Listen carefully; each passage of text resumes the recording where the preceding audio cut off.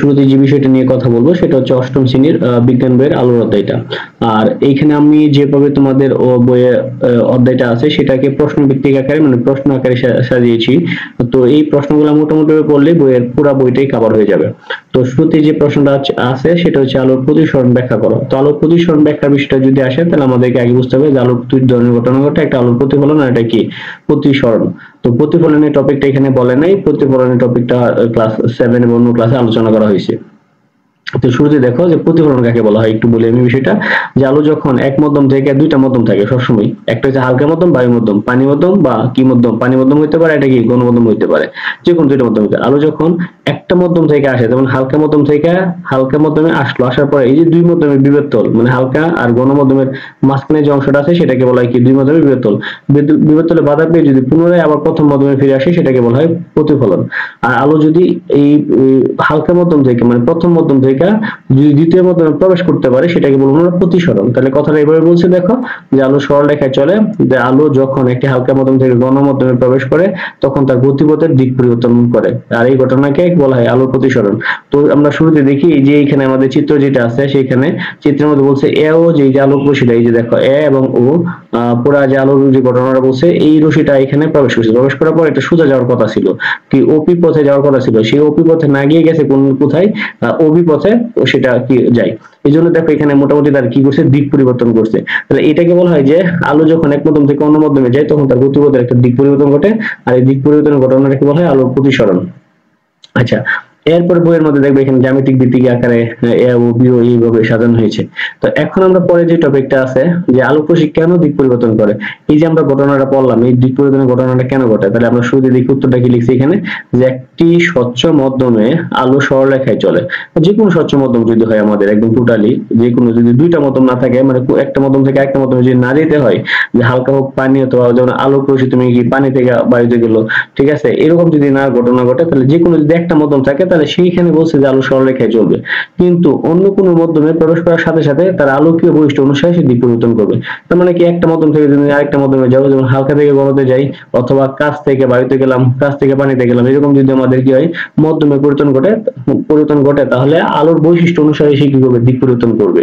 আচ্ছা, আলোর এই অলৌকিক মানে কি ঘনত্বের জন্যই দিক পরিবর্তন করে, মানে এই যে ঘনত্ব আছে দুইটা মাধ্যমের ঘনত্বের একটা তারতম্য আছে, এটার কারণে সে কি করবে দিক পরিবর্তন করবে। আলোর এই দিক পরিবর্তনের ঘটনাকে বলা হয় কি আলোর প্রতিসরণ। আচ্ছা, এরপরে বলছে যে যে মাধ্যম যত বেশি ঘন সেই মাধ্যমে আলোর বেগ তত কম হয়। যদি আমাদের মাধ্যম ঘন হয় তাহলে সেখানে আলোর বেগ মানে আলোর যে স্পিডটা আছে সেটা কি হবে কম হবে, আর এই জন্য মাধ্যমের কি হয় আলোর রশ্মির দিকও পরিবর্তন ঘটে। তো এইগুলো আমাদের আলোক রশ্মির দিক পরিবর্তনের ঘটনা। এরপরে আমরা যে বিষয়টা যাবে যে আলোর প্রতিসরণের নিয়মগুলা কি কি আছে। তাহলে আলোর প্রতিসরণের নিয়মগুলো মধ্যে আমরা শুরুতে যাই যে এখানে কিছুগুলো নিয়ম আছে যে নিয়মগুলো মেনে চলে। যে আলোক রশ্মি যখন হালকা মাধ্যম থেকে ঘন মাধ্যমে প্রবেশ করে তখন অবিলম্বর দিকে সরে আসে, আর আপতন কোণ প্রতিসরণ কোণ অপেক্ষা বড় হয়।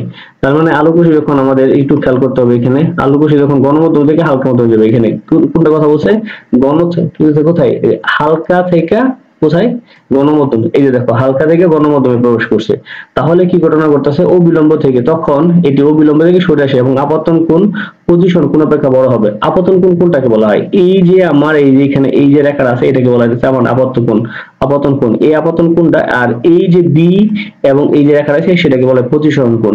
তাহলে এই সবসময় আমাদের কি কথা বলছে যে আপতন কোণ প্রতিসরণ কোণ অপেক্ষা বড় হবে, তাহলে প্রতিসরণ কোণ থেকে আপতন কোণ কি হচ্ছে আমার বড় হচ্ছে। তার মানে ঘটনাটা এটা হলো অবিলম্ব থেকে। আর এইখানে আরেকটা কথা বলছিল অবিলম্ব থেকে সরে আসে, অবিলম্ব মানে কি এই যে রেখাটা আছে এই রেখাটাকে বলা যাচ্ছে কি অবিলম্ব। তাহলে এই যে আমাদের রেখাটা থেকে এই পথে আসার কথা ছিল সেখান থেকে সে দূরে এসে আমাদের কি অবিলম্বের দিকে সরে আসছে। আচ্ছা, এরপরে বলছে ঘটনাটা এইখানে যে ঘটনাটা আমরা বললাম সেটা উল্টা হবে যখন গণমাধ্যম থেকে হালকা মাধ্যমে প্রবেশ করবে, জাস্ট এইখান থেকে ওই দিকে যাবে তখন হবে কি অবিলম্ব থেকে দূরে সরে যাবে এবং আপতন কোণ প্রতিসরণ কোণ অপেক্ষা কি হবে ছোট হবে, মানে জাস্ট উল্টা ঘটনাটা ঘটবে। আচ্ছা, এরপরে দেখো আপতিত রশ্মি প্রতিসরিত রশ্মি আপতন বিন্দুতে দুই মাধ্যমে বিরতলে অঙ্কিত অবিলম্ব একই সমতলে থাকবে, সবগুলো একই সমতলে থাকবে। আলোক রশ্মি যখন অবিলম্ব বরাবর আপতিত হয় তখন আপতন কোণ এবং প্রতিসরণ কোণের কোণ নির্গত কোণের মান শূন্য হয়। এই কথাটা একটু খেয়াল করো, আলোক রশ্মি যখন অবিলম্ব বরাবর আপতিত, অবিলম্ব মানে কোনটা আমার এই যে এই সরাসরি যেটা আছে আমাদের এই বরাবর যদি হয় মানে পতিত হয় সুতা সরাসরি সুতা হবে, তাহলে আপতন কোণ এবং প্রতিসরণ কোণ মানে কি হবে দুইটা মানে কি হবে সমান হবে এবং নির্গত কোণের মান সবসময় কি হয় সমান হয়। এরপরে আমাদের যে বিষয়টা বইয়ের মধ্যে আছে দেখবা মাছ শিকারের একটা ছবি আছে সুন্দর করে, যে কি আছে মাছ শিকারের পজিশনের ভূমিকা ব্যাখ্যা করো। এই জায়গাটার মধ্যে দেখবা আমরা যে মাছ শিকারের যে বিষয়টা আছে, যে সাধারণত পানিতে যে জায়গায় মাছ দেখা যায় আসলে মাছটি ওই জায়গায় থাকে না। মাছটি যে জায়গায় দেখি সেটা হলো তার অবাস্তব প্রতিবিম্ব, প্রকৃতপক্ষে মাছ থাকে একটু দূরে আর একটু গভীরে। তাই প্রতিসরণের জন্য আমরা মাছকে একটু উপরে দেখি, সেই জন্য মাছ শিকারের সময় আলোর প্রতিসরণের বিষয়টি মাথায় রেখে শিকার করতে হয়। তাই মাছ শিকারের জন্য প্রতিসরণের ভূমিকা অপরিসীম। এখানে একটা কথা বলছে, আমরা যদি স্বাভাবিকভাবে যারা আমরা মাছ ধরি অথবা মাছ শিকার করি, তারা দেখবা যারা প্রফেশনাল তারা দেখবা যেভাবে ধরুক না কেন টেরা দিয়ে যেভাবে মাছ ধরে, সেটা ধরার সাথে সাথে তারা কি করে একবার সরাসরি মাছের গায়ে আঘাত করতে পারে। কিন্তু তুমি যদি নতুন হও, নতুন হইলে তোমাকে যদি গিয়ে বলে যে তুমি মাছ ধরো, তাহলে তুমি গিয়ে দেখবে একটা মাছ তুমি শরীরে লাগাইতে পারবে না। কেন লাগাইতে পারবে না? বিষয়টা হচ্ছে কি, তুমি মাছটা যে অবস্থানে দেখতেছো আসলে মাছটা ওই অবস্থানে নাই, মাছটা কি আছে একটু গভীরে, আর তুমি যে লোকেশনটা দেখতেছো তার থেকে একটু নিচে আছে। কেন হয়? ওই যে আলোক রশ্মি আমরা যে কথা বলছিলাম না, যে এক মাধ্যম থেকে আরেক মাধ্যমে প্রবেশ করার সময় এই যে আমাদের সোজাসুজি যাওয়ার কথা ছিল, সোজাসুজি গেছে, এখানে সোজাসুজি যায় নাই, আলোক একটু বেঁকে আছে, এই কথাটা এখানে বলবে। এই যে ধরো তোমার এখানে যদি তোমার যদি চোখ থাকে, তার মানে এই যে আলোক রশ্মি যে দুইটা মাধ্যম, একটা পানির মাধ্যম আর একটা কি হালকা মাধ্যম। তাই হালকা মাধ্যম থেকে ঘন মাধ্যমে যাওয়ার সময় কি সে স্বাভাবিকভাবে কোথায় কোথায় দেখবা তুমি, তুমি দেখবে এই জায়গার মধ্যে। অ্যাকচুয়ালি আমাদের মাছটা আছে কোথায়? এই নিচের পজিশনটার মধ্যে। ঠিক আছে, এই জন্যই আমাদের মাছ শিকার সময় মাছটা কি টেরা মারার সময় দেখবা একটু নিচে বা একটু সাইড করে মারতে হয়। আচ্ছা, এরপরে যদি আমরা যাই একটা ঘটনার মধ্যে, সব ধরনের ঘটনা একই ধরনের কথা। একটি সোজা লাঠিকে পানির উপর ডুবালে উপর হতে তাকালে পানির ভিতর অংশ উপরে দেখায় কেন? মানে ভিতর অংশটা মানে অনেকটা উপরে দেখায়। এই যে তুমি পানির মধ্যে দেখো, তোমরা পড়ি যে একটি সোজা লাঠিকে পানির গ্লাসে ডুবালে উপর থেকে তাকালে পানির ভিতর লাঠির অংশটি উপরে দেখায়, কারণ আলোর প্রতিসরণ ঘনমাধ্যম থেকে পানি মাধ্যম হতে হালকা মাধ্যমে চোখে প্রতিফলিত হয়। ওই যে এই একই ধরনের সেম ধরনের ঘটনা ঘটে আমাদের স্বাভাবিকভাবে। এটা কি হবে? সোজা না দেখায় তোমাকে দেখাবে কোথায়? এটা একটু উপরে দেখাবে, একটু বাঁকা করে দেখাবে আর কি। আচ্ছা, এরপরে আমরা যাই পরে যে ঘটনাটা আছে, সেটা হচ্ছে কি আমাদের এই কয়েনের কথাকে সেম টু সেম, যে একটি কয়েনকে পানির মধ্যে ডুবালে তা কি হয়, যে মনে হয় উপর থেকে বেশি আছে বলে মনে হয়। তোমার বালতির মধ্যে যদি একটা কয়েন নিয়ে সারার পরে যে ঘটনাটা দেখবা সেটা হচ্ছে কি, যে মনে হবে তোমার কি ওই কয়েনটা একটু উপরে চলে আসছে অনেকটা এরকম। কেন ঘটে? এটা আলোর প্রতিসরণের কারণে ঘটে। দেখো এখানে বলছে যে একটি কয়েনকে পানির মধ্যে ডুবালে তো উপরে বেশি আসছে বলে মনে হবে। কেন মনে হবে? সেটা প্রতিসরণের কারণে। আর ঘনমাধ্যম থেকে ঘনমাধ্যম পানি হতে আলো অপসারিত হয়ে হালকা মাধ্যমের মধ্যে চোখে প্রতিফলিত হয়। এই কারণে কয়েনের নিমজ্জিত অংশের প্রতিটি বিন্দু উপরে উঠে আসে। একই সেম কথা, এগুলো আমরা বারবার আলোচনা করতেছি না, একই কথা বারবার আসতেছে। এরপর দেখো আপতন কোণ এবং নির্গত কোণের মান কখন সমান হয়? আলোক রশ্মি যখন একটি মাধ্যম মানে বায়ু থেকে অন্য একটি মাধ্যম কাছে প্রতিসারিত হওয়ার পর পুনরায় একই মাধ্যমে বায়ুতে নির্গত হলে আপতন কোণ এবং কি নির্গত কোণের মান সমান হয়। আপতন কোণ মানে কি? মানে সে যখন একটা মাধ্যম থেকে আরেকটা মাধ্যমে যাবে, ঠিক আছে, একটা মাধ্যম মানে কি বায়ু মাধ্যম থেকে অন্য একটা মাধ্যম মানে কাচ মাধ্যমে প্রতিসারিত হবে, হওয়ার পর পুনরায় যদি ওই বায়ু ওই মাধ্যমে পুনরায় একই মাধ্যমে বায়ুতে নির্গত হলে আপতন কোণ এবং নির্গত কোণের মান, মানে এইখান থেকে একটা মাধ্যম থেকে একটা মাধ্যমে গেছে, গিয়ে যদি আবার ওই মাধ্যমে ফিরে আসে তাহলে দুটো কোণের মান কি হবে? সমান হবে। প্রতিসরণ কোণের মান কখন শূন্য হয়? দেখো এটা নিয়ে কথা বলছি খুব সবসময়, যে আমাদের প্রতিসরণ আমরা আগে বলছিলাম, আমরা এভাবে যদি একটা রেখা টানি, ঠিক আছে, তাহলে আমাদের এটা হচ্ছে অবিলম্ব, আমাদের এটা বরাবর হচ্ছে কি অবিলম্ব। দেখো এখানে, তাহলে এখানে সোজাসুজি বরাবর চিন্তা করলে সেটা হচ্ছে কি আমাদের অবিলম্ব। আচ্ছা, এটা হচ্ছে আমাদের অবিলম্ব। তাহলে এখন যে কথাটা বলতেছে যে প্রতিসরণ কোণ কাকে বলে, যেমন ধরো তোমার এখানে একটা আলোক রশ্মি আমরা দিলাম, সেটা হচ্ছে কি এইটা হচ্ছে আমাদের এইখানে। এই যে এখানে যে কোণটা উৎপন্ন হয়েছে, এই যে এখানে এই বরাবর যে কোণটা উৎপন্ন হয়েছে, এই কোণটাকে আমরা কি বলতেছি? এই কোণটাকে বলতেছি আমরা এই কোণটা এইখান থেকে যদি একটা রেখা আমরা কল্পনা করি, তাহলে এখানে এই যে কোণটা উৎপন্ন হয়েছে এটা হচ্ছে আমাদের কি আপতন কোণ। আর এখানে হওয়ার পরে এই যে কোণটা আছে, যে এটা হচ্ছে প্রতিসরণ কোণ। তার বলছে কি আলোক রশ্মি অবিলম্ব বরাবর আপতিত হয়ে প্রতিসরিত রশ্মি অবিলম্ব বরাবর ফিরে আসে। তুমি যদি অবিলম্ব বরাবর মানে খাড়া বরাবর কি হয় আলোক রশ্মিকে ধরো, সেটা যদি এই বরাবরই ফিরে আসবে, তাহলে কি হবে? প্রতিসরণ কোণের মান কি হবে? শূন্য হবে। এবং নির্গত কোণের মান শূন্য হয়, আলোক রশ্মি কোনো দিক পরিবর্তন করে না। ঠিক আছে, মানে সোজাসুজি যদি মারো, আচ্ছা অ্যাঙ্গেল না করে। তারপরে বলছে সেরাদ্বীপের স্বচ্ছ পানির নিচে পাথর অনেক উপরে উঠে আসছে বলে মনে করা হয়। একের সেম ঘটনা ওই আগেটার মতোই। এখন দেখো খুব একটা ইম্পর্টেন্ট বিষয়, সেটা হচ্ছে আলোর পূর্ণ বন্তনের প্রতিফলনের শর্তগুলা লিখো। তো শর্তগুলা লেখার আগে পূর্ণ বন্তনের প্রতিফলন বিষয়টা কি সেটা আমাদের জানতে হবে, এবং সংকট কোণ কি সে বিষয়টা জানতে হবে। আমরা এটা একটু পরে পড়তেছি, এর আগে আমরা একটু পূর্ণ বন্তনের প্রতিফলন বিষয়টা একটু দেখে আসি। আলোর পূর্ণপন্থী প্রতিফলন বলতে কি বোঝায়? তাহলে আমরা প্রথমে দেখি উত্তরটা বলছে কি যে আলোক রশ্মি ঘন মাধ্যম থেকে হালকা মাধ্যমে সংকট কোণের চেয়ে বড় মানের কোণে গেলে আলোক রশ্মি প্রতিসরিত না হয় বিবর্তন হতে একই মাধ্যমে ফিরে আসে, সেই ঘটনাকে বলা হয় কি আলোর প্রতিফলন হিসেবে কাজ করে। দেখো প্রতিফলন বোঝার আগে একটু সংকট কোণটা বুঝতে হবে। দেখো আমাদের পর্যায়ক্রমে লাগতেছে এটা। সংকট কোণ বিষয়টা কি একটু খেয়াল করি আমরা, যে আলো গণমাধ্যম থেকে হালকা মাধ্যমে যাওয়ার সময় গণমাধ্যমে যে আপতন কোণের জন্য প্রতিসরণ কোণের মান 90 ডিগ্রি হয়, সেই আপতন কোণকে বলা হয় সংকট কোণ। আর আপতন কোণ সংকট কোণের চেয়ে বড় হলে সেটা আলোর পূর্ণপন্থের প্রতিফলন করবে। এখানে একটা কথা আছে, দেখো এই যে আমাদের আলোক রশ্মি যে কথাগুলো বলছে, দেখো এখানে পিকিউ রশ্মি গেছে তাই না, এই যে আমাদের পিকিউ একটা আলোক রশ্মি আমরা গণমাধ্যম থেকে হালকা মাধ্যমে পাঠাইতেছি, ঠিক আছে, কই থেকে গণমাধ্যম থেকে হালকা মাধ্যমে, এই যে পিকিউ রশ্মি, ঠিক আছে। তো এই যে পিকিউ রশ্মি আমাদের এদিকে গেছে, ঠিক আছে। তো এই যে পিকিউ রশ্মিটা এইখানে বরাবর গেল, যে পিকিউ বরাবর গিয়ে এই যে কি ও কিউ মানে পি প্রাইমে গেছে, ঠিক আছে। ওপি রশ্মি এখান থেকে কি হয়েছে ও প্রাইম ওপি প্রাইমে গেছে। এই বরাবর কি হয়েছে আলোক রশ্মি আমাদের সুন্দর করে ঘেরে কি হয়েছে প্রতিসরিত হয়েছে। আচ্ছা এরপরে দেখো আমাদের এখানে কি আছে ও কিউ রশ্মি। ও কিউ রশ্মি যদি আমরা এখান থেকে আলোক রশ্মিটা একটু বাঁকা করি, তাহলে ও কিউ রশ্মি আছে, ওই কিউ রশ্মি বরাবর এটা গিয়া এই মাধ্যমে ঘেরে কি হয়েছে প্রতিসরিত না হয় একেবারে সরাসরি কোন বরাবর গেছে আমাদের, দেখো এখানে বলছে যে আমাদের যে কি আছে একেবারে এই বরাবর মানে বিভব তল যেটা আছে এই বিভব তল বরাবর যদি যাই, তাহলে সেটাকে কি আছে 90 ডিগ্রি হইতেছে না বিলম্বের সাথে এখানে 90 ডিগ্রি। এই কথাটাই বলছে যে আলোক রশ্মি গণমাধ্যম থেকে হালকা মাধ্যমে যাওয়ার সময় এই আপতন কোণের মধ্যে নয়, এই যে এখানে যে কোণের জন্য তোমার কি হবে এটা 90 ডিগ্রি হবে, উপরে এই যে কোণটা 90 ডিগ্রি হবে সেটাকে সংকট কোণ বলা হয়। আর এই সংকট কোণের থেকে যদি একটু বড় করো তাহলে সেটা আর ওই মাধ্যমে না গিয়ে আলোক রশ্মি পুনরায় কি করবে এই মাধ্যমে ফিরে আসবে, মানে প্রথম মাধ্যমে কি করবে সেটা ফিরে আসবে। তাহলে আমাদের বিষয়টা গেলে এটা অনেকটা এরকম। তাহলে কি আছে আমাদের এখানে ওপি রশ্মি যেটা আছে দেখলাম সেটা কি এখানে প্রবেশ করছে, তার মানে কি এই যে উপরে যদি 90 ডিগ্রি কোণ উৎপন্ন হয় তাহলে এইখানে যে পজিশন কোণটা সৃষ্টি হবে, ঠিক আছে, সেটাকে আমরা বলতেছি সংকট কোণ। আচ্ছা এরপরে যদি আমরা যে পূর্ণপন্থন প্রতিফলন সেম কথাটাই, যে আলোক রশ্মি যখন গণমাধ্যম থেকে হালকা মাধ্যমে সংকট কোণের থেকে বড়, যার সংকট কোণের থেকে যদি একটু বড় হয়ে যায় তাহলে সেটা আর ওই মাধ্যমে যায় না, মানে ওই দ্বিতীয় মাধ্যমে না গিয়ে পুনরায় প্রথম মাধ্যমে ফিরে আসে, এবং ওই যে প্রথম মাধ্যমে ফিরে আসতেছে এই ঘটনাকে বলা হয় কি পূর্ণপন্থীর প্রতিফলন। ঠিক আছে, তাহলে আমাদের এই ঘটনা গেল পূর্ণপন্থীর প্রতিফলন কাকে বলে। এরপরে যদি যাই আমরা পূর্ণপন্থী প্রতিফলনের শর্তগুলা কি কি। পূর্ণপন্থীর প্রতিফলনের শর্তগুলো হচ্ছে, পূর্ণপন্থীর প্রতিফলনের শর্ত হলো যে আলোক রশ্মি কেবল গণমাধ্যম থেকে হালকা মাধ্যমে যাওয়ার সময় এটি ঘটে। সবসময় এটা মনে রাখবা যে দুইটা শর্ত আছে পূর্ণপন্থী প্রতিফলনের। প্রথম শর্ত হচ্ছে গণমাধ্যম থেকে হালকা মাধ্যমে যেতে হবে, মানে যে মাধ্যমটা থাকবে সেটা ঘন থেকে হালকাতে যেতে হবে। আর সবসময় কি হইতে হবে সংকট কোণের থেকে বড় কোণে আপতিত হইতে হবে, মানে প্রতিসরণ কোণ সবসময় কি হইতে হবে সংকট কোণের থেকে বড় হইতে হবে।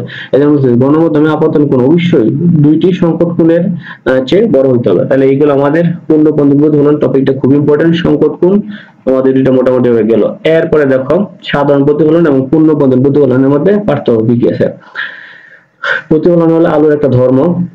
আলো যখন বিবর্তনে বাধা পেয়ে সেই মাধ্যমে ফিরে আসে সেটাকে আমরা প্রতিফলন বলা হয়। ঠিক আছে, মানে আলো যখন আমাদের কি বিবর্তনে বাধা পেয়ে সেই মাধ্যমে ফিরে আসবে সেটাকে বলতেছি পূর্ণপন্থী আমাদের আলো প্রতিফলন বলতেছি। আর সাধারণ প্রতিফলনের সময় কিছু আলো প্রতিসরিত হয়, কিন্তু পূর্ণপন্থীর প্রতিফলনের বেলায় সমস্ত আলোক প্রতিফলিত হয়। এইখানে একটা কথা দেখো, আমরা যে নরমাল যে প্রতিফলনটা আছে আমাদের নরমাল যে প্রতিফলন এবং পূর্ণপন্থী প্রতিফলনের মধ্যে পার্থক্য কি। তোমাদের কি সাধারণ প্রতিফলনের মাধ্যমে আলোক রশ্মি যখন একটা মাধ্যম থেকে আসে এবং আসে ওই মাধ্যমে কি হয় স্বাভাবিকভাবে ওই মাধ্যমে ফেরত যায়।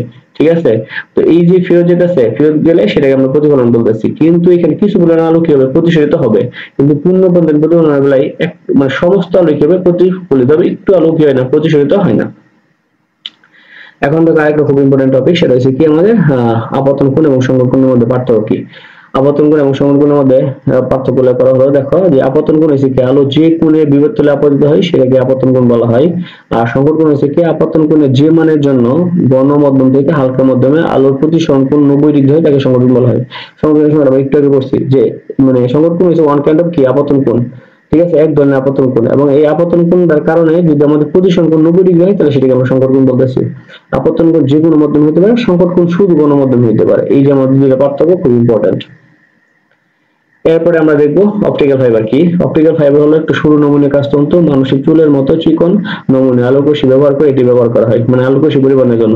আমাদের আজকে যে ওয়াইফাই এর যে সংযোগগুলো আছে সবগুলো অপটিক্যাল ফাইবার সংযুক্ত হয়, এই জন্য আমাদের নেট স্পিডটা খুবই পরিমাণে থাকে, কি থাকে, ভালো থাকে। এবং অনেকেই যদি ওই ওয়াইফাই এর তারটা দেখো তাহলে দেখো ভিতরে শুধু একটা প্লাস্টিকের মতো তার আছে, একটা চুলের মতো, সেটাই হচ্ছে অপটিক্যাল ফাইবার।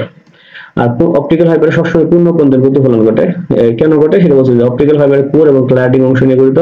কোর বা ক্লাডিং অংশ হতে বেশি ঘন হয়, আলোর কোর হতে সংকর কোণের চেয়ে বেশি কোণে আপতিত হয় বলে কি হয়, পূর্ণকন্দের প্রতিফলন ঘটে।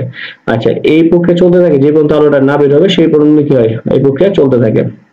এবং টেলিযোগাযোগের বেলায় দেখো কি বলছেন, টেলিযোগাযোগের বেলায় কি ব্যবহার করা হয়, অপটিক্যাল ফাইবার ব্যবহার করা হয়। মানে বিশেষ করে এর বেলায় ডাটা ট্রান্সফার, তথ্য আদান প্রদানের জন্য সেখানে আমরা অপটিক্যাল ফাইবার ব্যবহার করি।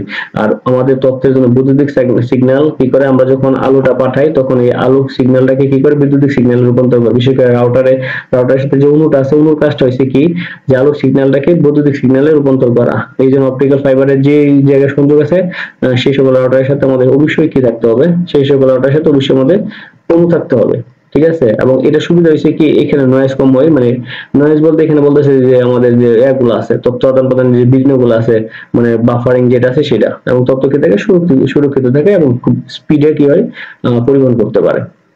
এরপরে যদি যাই আমাদের অপটিক্যাল ফাইবার দুইটা সুবিধা আমরা অলরেডি বলে ফেলছি যে অপটিক্যাল ফাইবার বলছে কি টেলিযোগাযোগ ক্ষেত্রে ব্যবহার করা হয়। কোথায়, টেলিযোগাযোগ ক্ষেত্রে। এবং আমাদের ডাক্তারের কিছু ব্যবহার আছে, যেমন ডাক্তার মানবদেহের ভিতরের অংশ যেমন কোলন পাকস্থলী দেখার জন্য যে নল ব্যবহার করেন তা অপটিক্যাল ফাইবারের সমন্বয়ে গঠিত, ঠিক আছে। আর ম্যাগনিফাইং গ্লাস যে বিষয়টা আছে সেটা আমরা আগে থেকে জানি। ম্যাগনিফাইং গ্লাসটা হচ্ছে কি দেখবে এটা আমাদের একটা বিশেষ করে সায়েন্স বক্সের ভিতরে থাকে ম্যাগনিফাইং গ্লাসগুলো। ম্যাগনিফাইং গ্লাস হচ্ছে ওয়ান কাইন্ড অফ উত্তল লেন্স। উত্তল লেন্স হচ্ছে মাঝখান থেকে মোটা, চারপাশে কি চিকন। এবং এটা ক্ষেত্রে কি হয়, ম্যাগনিফাইং গ্লাস ব্যবহার করলে আমরা যে সাধারণত ছোট জিনিসটাকে কি করি, একটু সাইজে বড় দেখাই, এটাই আর কিছুই না। উত্তল লেন্সের দূরত্বে কোনো বন্ধুকে স্থাপন করে লেন্সের এক প্রান্ত দেখলে তাকে সোজা এবং বর্ধিত অবাস্তব বিম্ব দেখা যায়। ফোকাস দূরত্ব কাকে বলে, ফোকাস দূরত্ব আমরা ক্লাস 10 এ পড়বো, খুব ভালো করে 9 এ পড়বো। উত্তল লেন্সের উপরে প্রধান অক্ষ সমান্তরাল আর কোষিক উচ্চাপিত হলে সেগুলো যে বিন্দু থেকে অপতিত হচ্ছে বলে মনে হয় তাকে ফোকাস দূরত্ব। সময়টা মুখস্থ করে রাখো, এটা বিস্তারিত চিত্র এঁকে ক্লাস 9 এ পড়বা। ছোট বস্তুকে কেন বড় দেখাই, ঠিক আছে। ম্যাগনিফাইং গ্লাস হলো উপযুক্ত ফ্রেমে অবস্থানত একটা উত্তল লেন্স। এখানে একটু বানানগুলো ভুল আছে, ঠিক আছে, টাইপ করার সময় ভুল হয়ে গেছে, জন্য দুঃখিত। এরপর দেখো যে কোন উত্তল লেন্সের ফোকাস দূরত্বের মধ্যে কোন বস্তুকে স্থাপন করে লেন্সের অপর পাশ থেকে দেখলে বস্তুটি কি হয়, এখানে সোজা, মোজা হবে না, এটা ভুল লিখছি এখানে, এটা সোজা এবং বিবর্ধিত অবাস্তব বিম্ব, বিঘ্ন না, এখানে পুরাই ভুল, ঠিক আছে, বিম্ব দেখা যায়। এবং এই কি আছে আমাদের এই বিম্ব বিশুষ্ঠ, ওইটা খেয়ালই করি নাই, এটা আমাদের এসে এডিট করি নাই। চোখের কাছে গঠিত ও চোখ বীক্ষণ যন্ত্র যত বড় দেখায়, নাচে গেল এটা। এরপরে দেখো আমাদের বিবর্তক কাজকে সরলনির্ভর যন্ত্র বলা হয় কেন। বিবর্তক সরলনির্ভর যন্ত্রের সাহায্যে ক্ষুদ্র বস্তুকে দেখা যায়, আমরা সরলনির্ভর যন্ত্র যেটা ব্যবহার করি, এবং বিবর্তন কাজ দ্বারা ছোট বস্তুকে বড় আকার দেখা যায়, এই জন্য বিবর্তন কাজকে সরলনির্ভর যন্ত্র বলা হয়। এবার চোখের ভিতরে আলো প্রতিফলিত হয় না কেন। আচ্ছা, শ্বেতমণ্ডলের ভিতরে আচ্ছাদিত অংশে কালো অংশে ঝিল্লি দ্বারা গঠিত, সেটা হলো পূর্ব কৃষ্ণমণ্ডল। যখন চোখের গঠনটা পড়বো বইয়ের মধ্যে দেখো সুন্দর করে চিত্র দেওয়া আছে, ওই চিত্রটা আগে লাগবে তোমাদের, চিত্রের সাথে মিলাই একটু করে নেওয়া যে কালো অংশের জন্য চোখের ভিতরে যেখানে আলোটা দেয় সেখানে প্রতিফলিত হয় না, পুরো আলোটা কি করে শোষণ করে নেয় চোখের ভিতরে। মানে চোখের ভিতরে একটা কৃষ্ণমণ্ডল আছে আমাদের, সেইখানে কি হয় যখন আলোটা দেয় সেটা কালো অংশ, তো সব আলোটাই কি করে শোষণ করে নেয়। এরপরে দেখো খুব ইম্পর্টেন্ট, মোস্ট ইম্পর্টেন্ট দুইটা এখান থেকে একটা এমসিকিউ আসবে পরীক্ষাতে, যে অ্যাকুয়াস হিউমার এবং ভিট্রিয়াস হিউমারের মধ্যে দুটি পার্থক্য লিখো। দেখো aqueous humour, vitreous humour. Aqueous humour কোন জায়গার মধ্যে থাকে, এটি লেন্স এবং কর্নিয়ার মধ্যবর্তী অংশ। এটা চিত্র দেখবা, বিশেষ করে চোখের যে চিত্র আছে সেটা দেখে নিবা, যে লেন্স এবং কার মধ্যে, কর্নিয়ার মধ্যবর্তী অংশ। আর ভিট্রিয়াস হিউমার হচ্ছে লেন্স এবং রেটিনার মধ্যবর্তী অংশ। আচ্ছা দেখো অ্যাকুয়াস হিউমার, অ্যাকুয়াস মানে পানি, তার মানে সহজ কথা এখানে বলছে যে এটি এক প্রকার স্বচ্ছ জলীয় পদার্থ। আর ভিট্রিয়াস হিউমার যেটা আছে এটা জেলি টাইপ জাতীয় পদার্থ। তাহলে একটা পানি জাতীয় পদার্থ বা জলীয় টাইপ পদার্থ, আর এটা হচ্ছে কি জেলি টাইপ জাতীয় পদার্থ। এই যে দেখো এখন আমাদের শ্বেতমণ্ডল কৃষ্ণমণ্ডল, ঠিক আছে, এই চিত্রগুলো দেখলে তোমরা বুঝতে পারবা। এই যে রেটিনা লেন্স, যেটা আমি কিছুক্ষণ আগে বলতেছিলাম, শ্বেতমণ্ডল দেখে, শ্বেতমণ্ডল হচ্ছে কি অক্ষগুলোকে বাইরে সাদা শক্ত ঘন আঁশযুক্ত অস্বচ্ছ আবরণযুক্ত। এটি চক্ষুর বাহিরে বিভিন্ন প্রকার অনিষ্ট হাত থেকে রক্ষা করে এবং চোখে আকৃতি ঠিক রাখে। এই যে বাহিরে, এই যে দেখো শ্বেতমণ্ডল আমাদের, ঠিক আছে। শ্বেতমণ্ডল হচ্ছে কৃষ্ণমণ্ডলের পরের অংশ, এটা অনেকটা সাদা অংশ থাকবে এবং কি থাকে, শক্ত আঁশযুক্ত থাকবে এবং চোখের বিভিন্ন আয়া থেকে আমাদের কি করে, রক্ষা করে। কর্নিয়া সম্বন্ধে যে কথা বলছে এখানে, যে কর্নিয়া কি, শ্বেতমণ্ডলের সামনের অংশকে কি বলা হয়, কর্নিয়া বলা হয়। এবং কি শ্বেতমণ্ডলের সামনের অংশকে দেখো এখানে কর্নিয়া কই আছে আমাদের, এই যে কর্নিয়া, ঠিক আছে, কর্নিয়া। আর শ্বেতমণ্ডল কই আছে, এই যে শ্বেতমণ্ডলে, এই যে দেখো শ্বেতমণ্ডলের সামনের অংশটা কি বলা হয়, কর্নিয়া বলা হয়। আর শ্বেতমণ্ডলের অংশটা কি হয়, এটা হচ্ছে স্বচ্ছ এবং বাইরে অপেক্ষা দিক থেকে কি হয়, উত্তল। চোখের মণি কাকে বলে, এটা দেখলে বুঝতে পারবে, রেটিনা। রেটিনার যে কথাটা আছে, রেটিনা হলো গোলাকার পিছনে অবস্থিত ঈশ্বরসজ্জ গোলাপী আলোকবাহী পর্দা। আর রেটিনা বা পর্দা বললে সেটা আমাদের স্নায়ুতন্ত্রে এক প্রকার উত্তেজনা সৃষ্টি করে এবং এর ফলে আমরা কি করতে পারি, মানে মস্তিষ্কে দর্শন অনুভূতি হয়। মানে রেটিনা হচ্ছে আমাদের খুবই ইম্পর্টেন্ট জিনিস। এই রেটিনা হচ্ছে পিছনের কি গোলকে অবস্থিত, এইখানে কি যখন লাইটটা এসে পড়ে তখন এটা আমাদের কি স্নায়ু উদ্দীপনা সৃষ্টি করে এবং মস্তিষ্কে আমাদের কি, যে আমরা বিভিন্ন বিষয়গুলো যে দেখি সেই বিষয়গুলোকে উদ্দীপ্ত হয়। ক্যামেরার অংশ কয়টি এবং কি কি? ক্যামেরার অংশ কয়টা? 7টা। একটা কি ক্যামেরা বক্স থাকবে, ক্যামেরা লেন্স থাকবে, ডায়াফ্রাম, শাটার, পর্দা, আলোকবাহী চিত্র, স্লাইড ইত্যাদি। এরপর আমাদের কি আছে, ক্যামেরা ডায়াফ্রাম ও চোখের মনির কাজ একই, ব্যাখ্যা করো। হ্যাঁ, সেম একই ধরনের।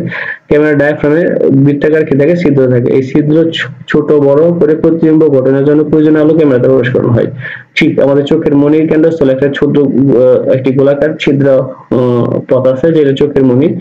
সেটা কি করে আপনা আপনি সংকুচিত এবং বড় হয়। দূরের জিনিস দেখার জন্য দেখবো চোখে মনি বড় হইতেছে, জুম করতেছে, আবার ছোট হইতেছে। তেমন অনেকটা কি হয়, মানে ওই ডায়াফ্রামের চোখের মনিটা এটা অটোমেটিক আমাদের নিয়ন্ত্রিত হয়। এরপরে যে বিষয়টা আছে, মানব চোখের লক্ষ্যবস্তু কিভাবে বাস্তব উল্টো প্রতিবিম্ব তৈরি হয়, কেন, ব্যাখ্যা করো।